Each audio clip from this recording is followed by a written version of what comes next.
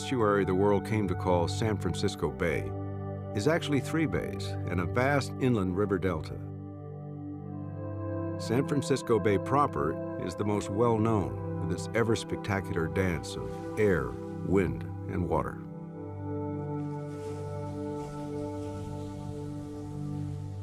To the north lies San Pablo Bay, nearly round in shape and exceedingly shallow.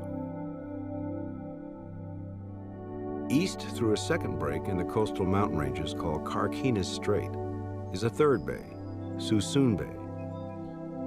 Beyond a network of rivers and channels, the highly altered river delta formed by the Sacramento and San Joaquin rivers provides the bay with its freshwater inflow.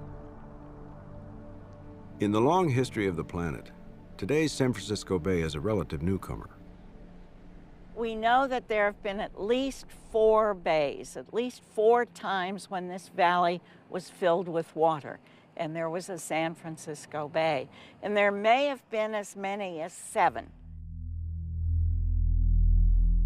27 miles west of the Golden Gate lie the Farallon Islands. 14,000 years ago, the Farallons were hills within a vast river plain extending west to the continental shelf a few miles beyond. This once was the west coast of North America. During the height of the last ice age, we tend to think the world was frozen over, woolly mammoths running around in snowy areas and glaciers on all the peaks.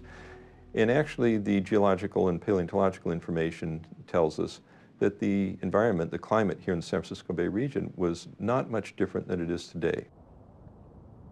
As the last ice age ended, today's Gulf of the Farallons was a vast plain over which a great river flowed.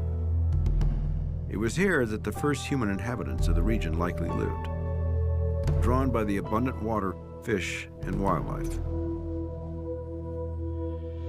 Some 8,000 or 9,000 years ago, as the glaciers of the Wisconsin Ice Age began to melt, the seas rose and they came across the previous shoreline, which is out there just on the other side of the Farallon Islands, came across the plain we now call the Gulf of the Farallons, and began to enter San Francisco Bay through the Golden Gate.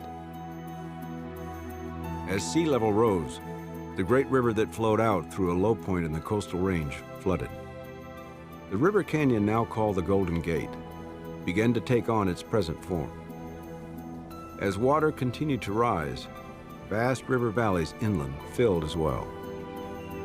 7,000 years ago, the dramatic shift in sea level slowed. Sediment flowing in from the surrounding hills and the great valley inland settled around the edges of the new estuary. Plant and animal life began to flourish. The San Francisco Bay we know today was born.